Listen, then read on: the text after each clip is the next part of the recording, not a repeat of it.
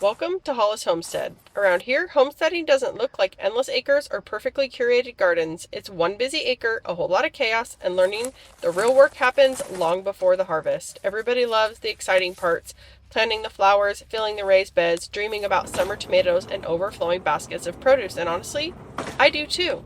But what I've learned is that successful gardens aren't built in the summer. They're built in the cool days of February when you're starting seeds inside. They're built by pulling weeds when nobody feels like it. They're built in the preparation, the planning, and all the little things that aren't always exciting in the moment. On a homestead, even a one-acre homestead, everything starts with preparation. The work you do now is what sets you up for success later.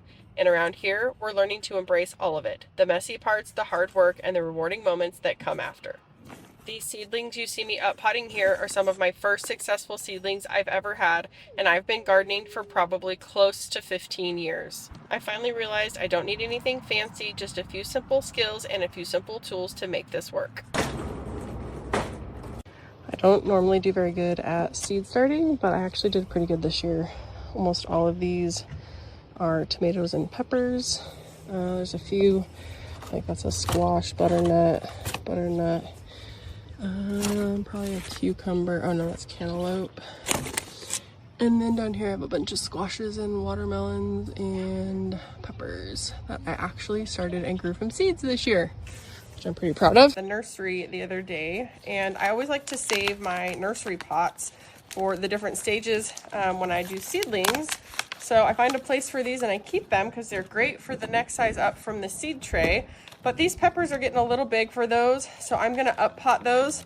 This is already kind of wanting to break apart, so that's good. You just wanna let that root ball get kind of unbound. Plant that nice and deep in your next size up pot, and then I like to just gently pull off any of these lower leaves because they're gonna be buried anyways, and that'll promote root growth and less energy into the leaves. We don't want that, starting to flower yet. We want it to put all its energy into growing a nice strong stalk and nice roots. So up potting gives them a little more room.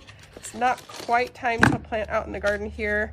If I had a greenhouse, it'd be a great time to move these out to the greenhouse, but for now we're just making do with up potting and rolling them in and out of the house so that they get some hardening off and they're ready for being out in the garden this spring. So I'm gonna bury this pretty deep.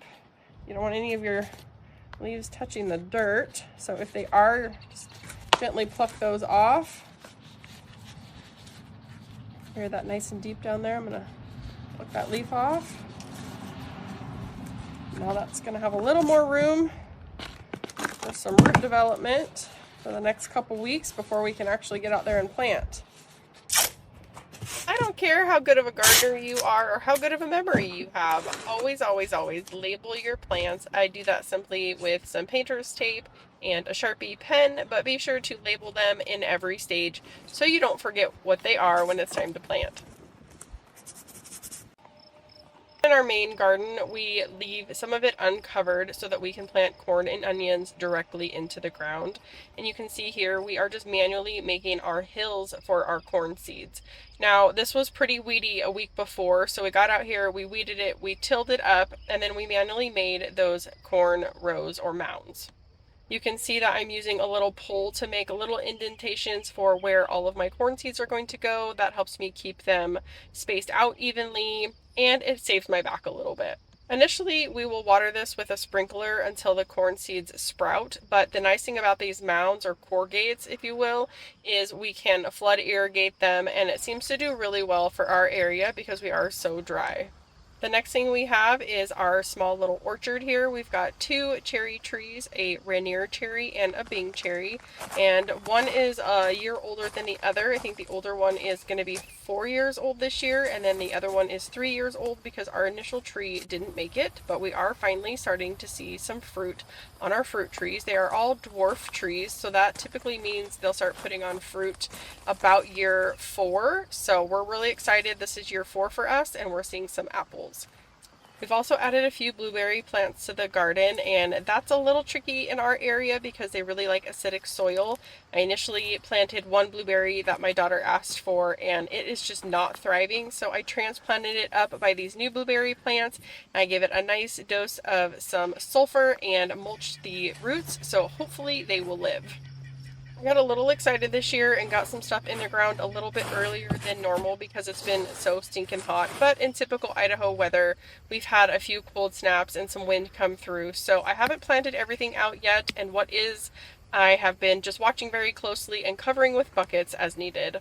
Every day I go through and pull off any flowers or any little pepper starts because I really want the energy to be into the roots of the plant. So I go through and pick all of those off so that they don't start putting on any fruit because they're just way too small at this stage.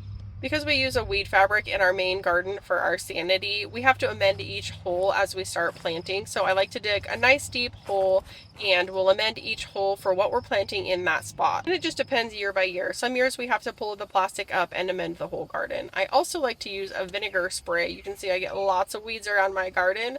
And so here you can see where I sprayed with the vinegar and where I didn't. Up in our small raised bed garden, we're finally starting to see some herbs. I've got some lettuce growing, cilantro, and parsley.